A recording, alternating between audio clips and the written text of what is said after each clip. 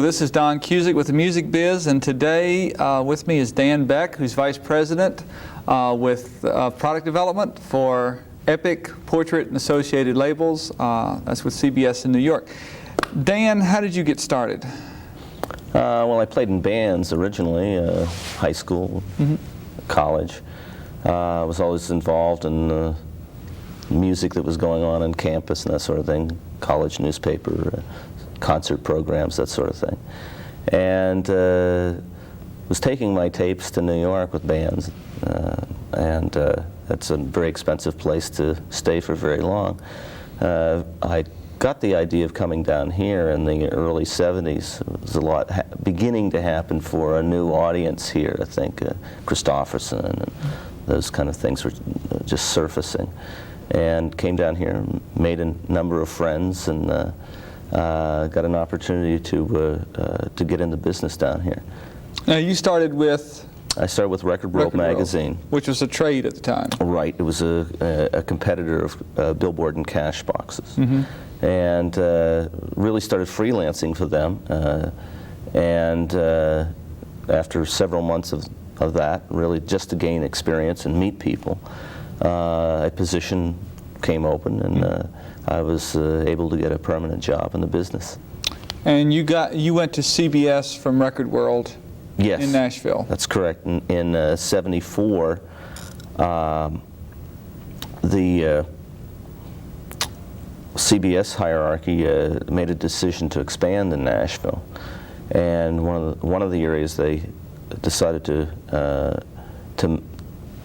make that move was in the publicity area.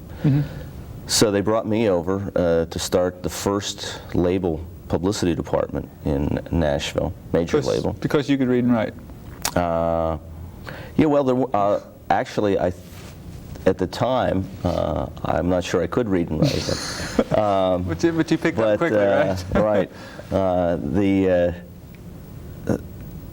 There wasn't really let's say a media developed here in music, and there were a few writers, Red O'Donnell and Bill Hance, and the people at the trades, and otherwise there wasn't a great deal of that.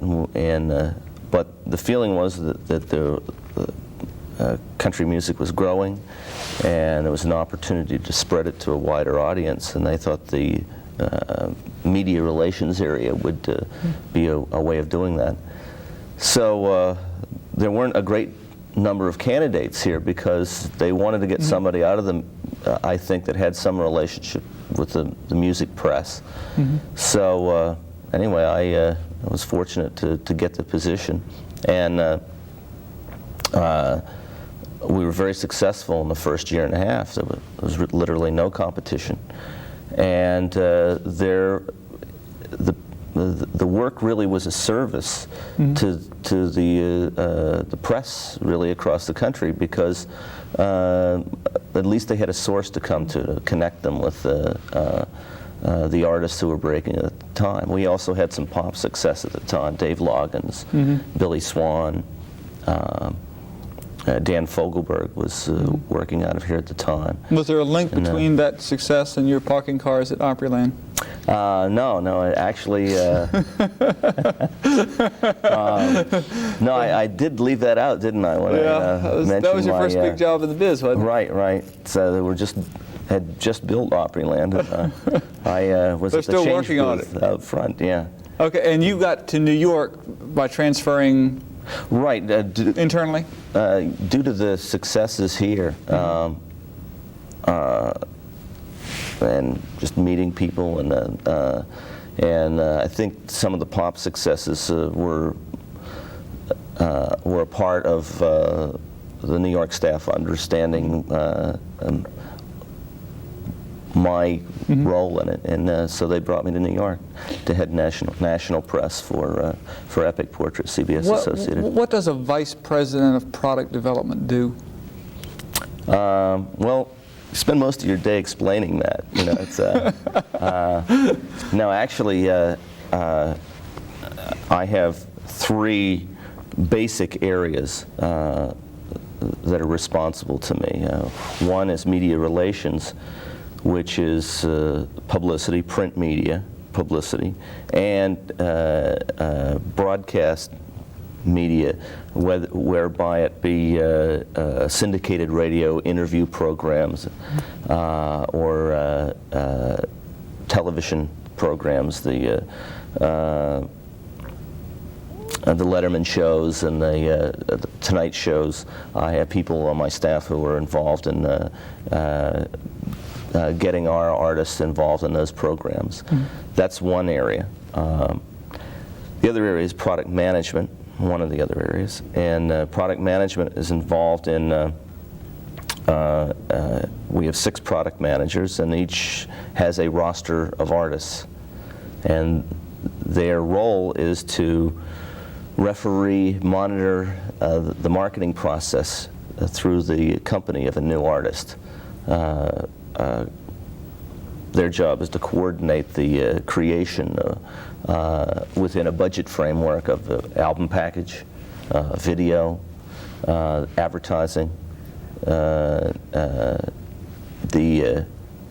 creative aspects, company information, getting our field staff well informed about the artists and music that they're going to be selling, and to make sure there's an access within the company to the skills that an artist might have in the promotional scheme.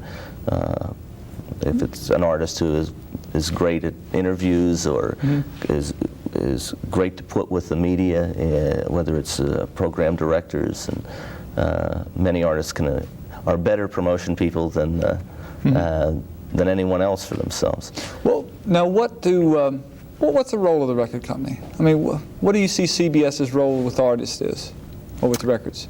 Well, we're a manufacturer. Let's begin there. I think sometimes people, well, I guess both ways, kind of underestimate the involvement of a label and also overestimate it. Our basic function is to manufacture and sell black vinyl or cassettes or CDs now, and we have other ancillary areas, but those are the primary function when you're signing an act to record. And what you attempt to do after they've signed and recorded and we manufacture and we distribute is to develop some demand for that product. And those areas are promoting it and getting it on radio and getting people, the public, to hear it, and to get it exposed in all the right ways to make that artist popular and to sell records. CBS is a very big company, a lot of power. If you decide to make a star, if you say, I'm going to make this person a star, can you do it? Not in the pure sense of that, no, absolutely not. If you could do that, then you'd go out and sign your family. You know, why would you want to do that to your family?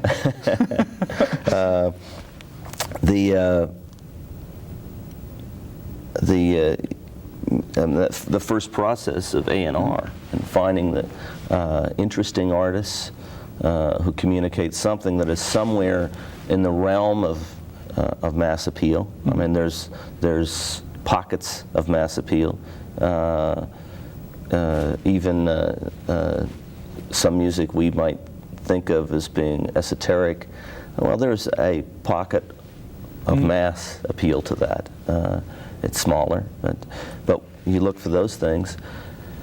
But you've got to find the interesting elements within an artist to convey a condition of demand, or to help create a condition of demand. You've seen people come through there who became stars. Yes. You've seen people come Yes. through who didn't make it. Absolutely. Is there a common denominator that stars have that people that don't make it don't have?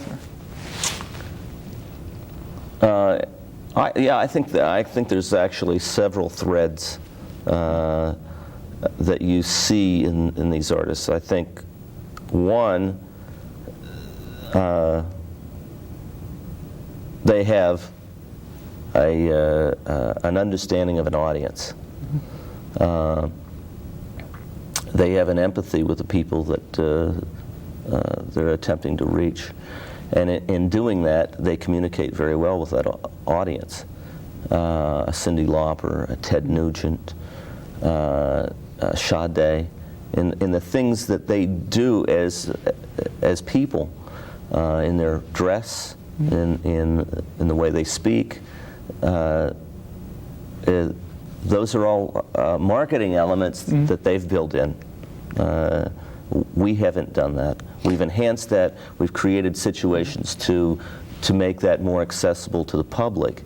What we have to do is get through the media layer, get the media layer interested to take it to the consumer, who are the ultimate judges.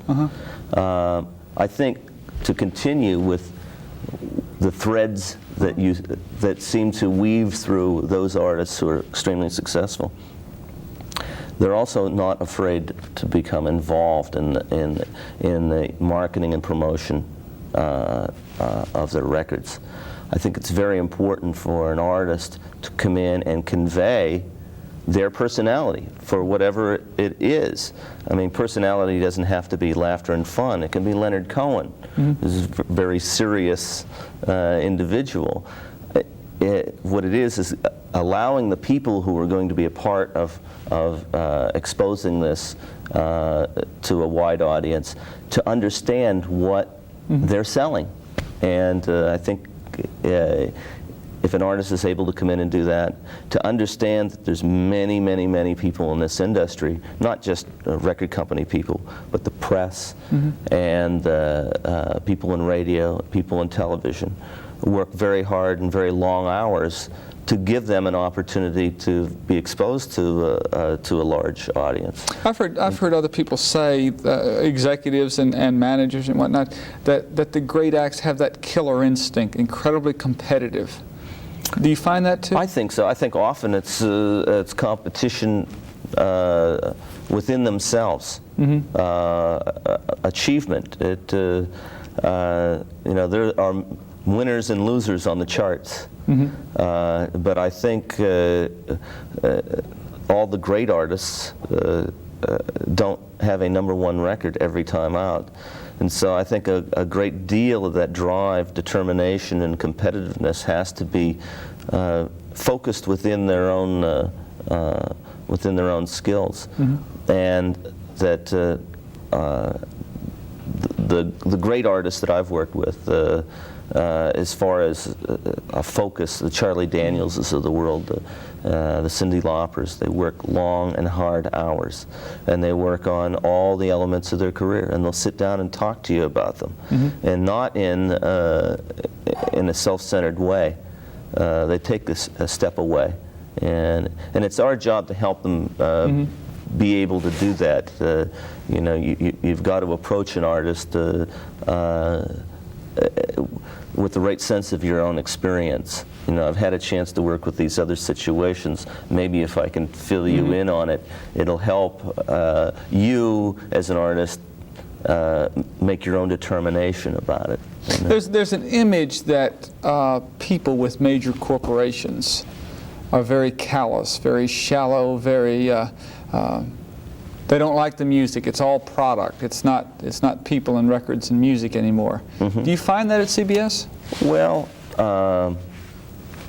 I think I don't find that at CBS, I must say. I mean, obviously there's individual situations. I think corporate America has that to begin with. And when you combine a creative process with big business, you're bound to get those kind of reactions. Not everybody in record companies are, quote, record moguls. We have people who have many, many, many different jobs within the company. Some people are press agents. Some people are accountants, and some people are attorneys, and various personalities come with each of those. I mean, I know people in accounting who are constantly up on what's going on and extremely excited, and they're fans.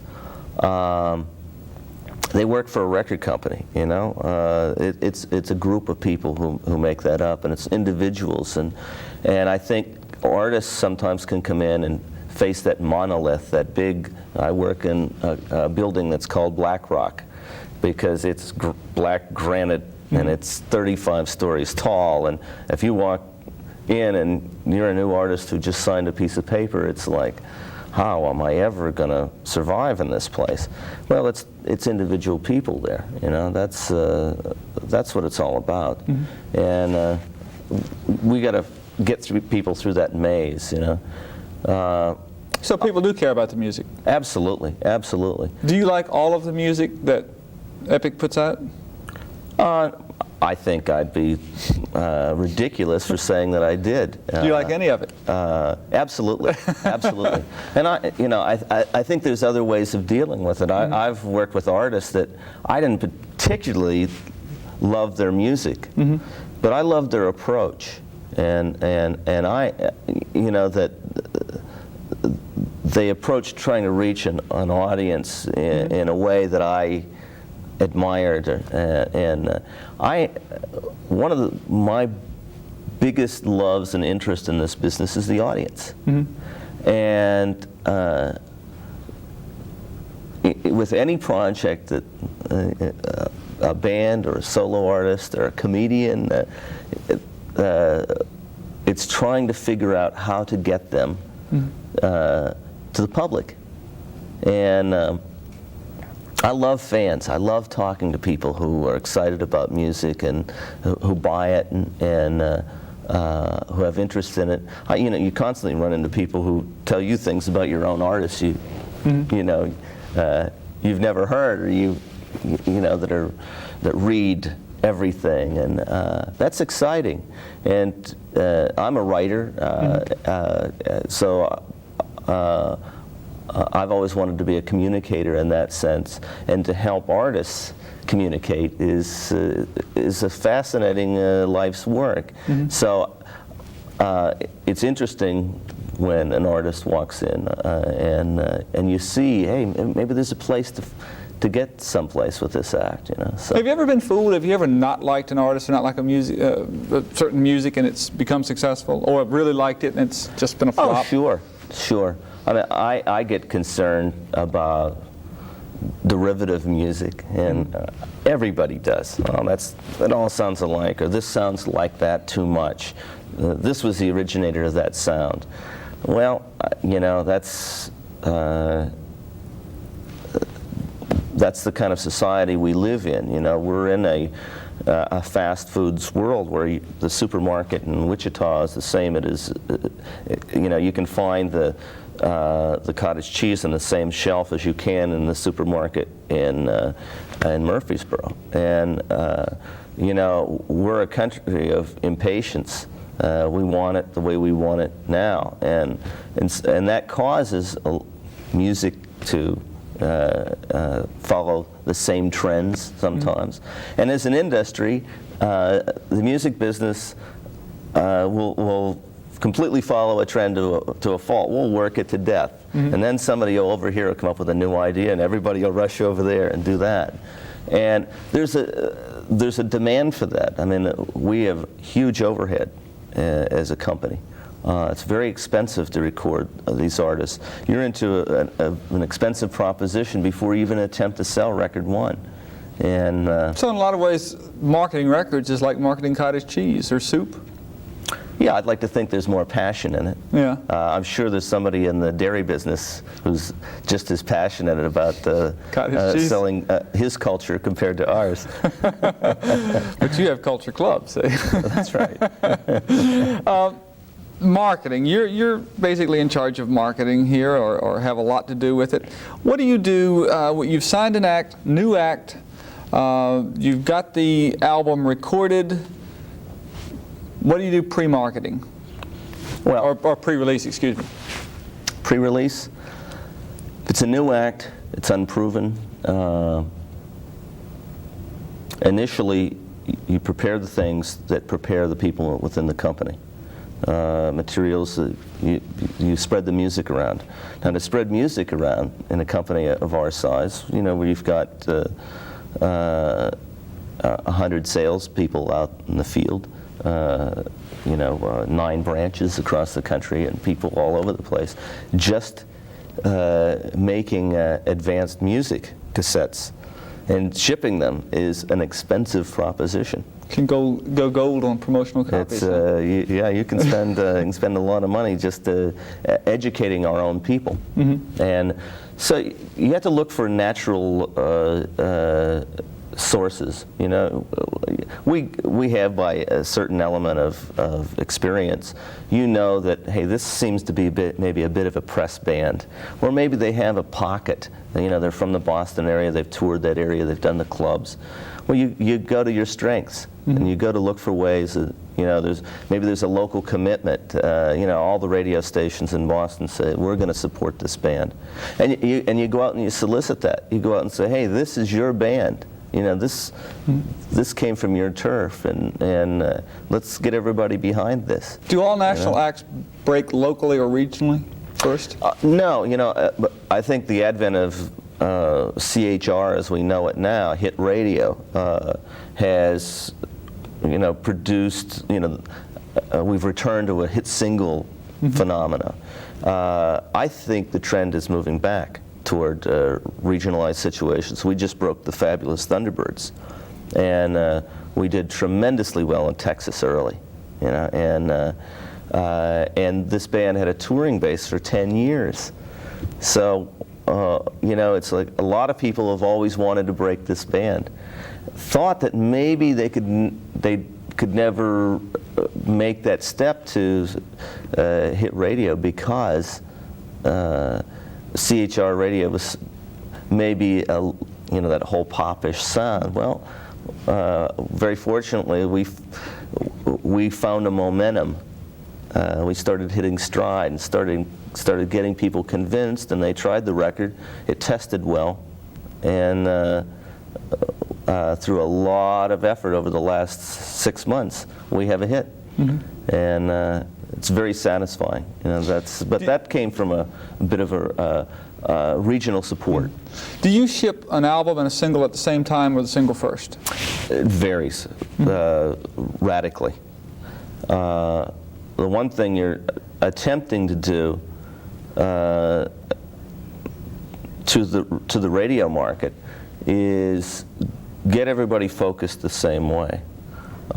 Sometimes if we can't determine maybe how we should go at a record, you know, we might go out and look for some sort of consensus. Usually we try to focus it some way, whether it's a single, or we put out a 12-inch sampler that goes to radio that keys on a particular track. You attempt to focus everybody. Just radio doesn't want to play stiff records. So they're looking for direction from us in the sense of, hey, we like this act, we like this album. How are you going to go about it? You mentioned radio. Now, videos have gotten a lot of publicity in recent years of being important in breaking acts. Right. Do you send the video out at the same time, in the same initial release, or do you wait? On new acts now, we're tending to wait because of the programming possibilities for new artists. A few years ago, when MTV was new and the video phenomena was new, there were greater opportunities to get new bands on the air immediately and get quality rotation. You know, you need the repetition to reach the public. You know, just to make it available enough so people can become familiar. And in the case of video now, those opportunities are less. There's still opportunities for artists to be successful by making video, as there are from acts touring, or, you know, here's an example of where somebody does something over here and everyone rushes over, and you know, we burn it out. And, so you know, videos aren't as important now as they were considered to be a couple of years ago, especially with the right. act. They weren't. There was a time when I think there was a little better chance than there is now, but I think as an industry maybe it was overemphasized then. Okay, radio was extremely tight-listed prior to that, so that was an avenue that actually loosened radio up. So, you know, it's the trends. You have to look at the menu of opportunities, marketing opportunities. You know, is it press? Is it radio? Is it what format of radio?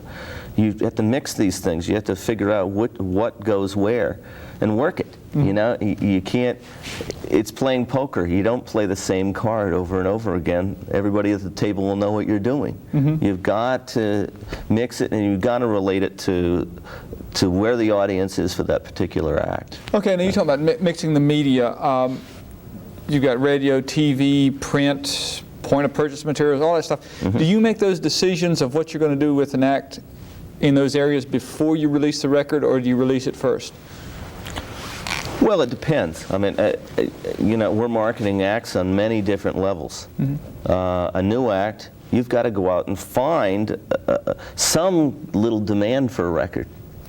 You got to get it on the radio someplace, or, you know, get it exposed in some way that that tells you you're not crazy. You know, we can love a record at headquarters, and that doesn't mean we're right. We sign a lot of records, and someone in the company somewhere has ultimate belief in that product. I mean, those things just don't show up and we throw them out against the wall. There's somebody is interested, extremely interested in the performance of that record, or it wouldn't be going out. But ultimately, the consumer has to make the decision for us, and so we have to go out and find the ways to test it. You got to get that test before you can really come in behind it and make heavy expenditures. Is the test the single, an acceptance of the single? Ultimately, acceptance of a lead track, yeah. Maybe you don't go with a single. Maybe you put the album out, you go to album radio, and you have a track surface. You might get some really good airplay for 3 or 4 or 5 weeks and no response at retail. Well, that has to tell you something. What does it tell you? You forget that and you go on to something else?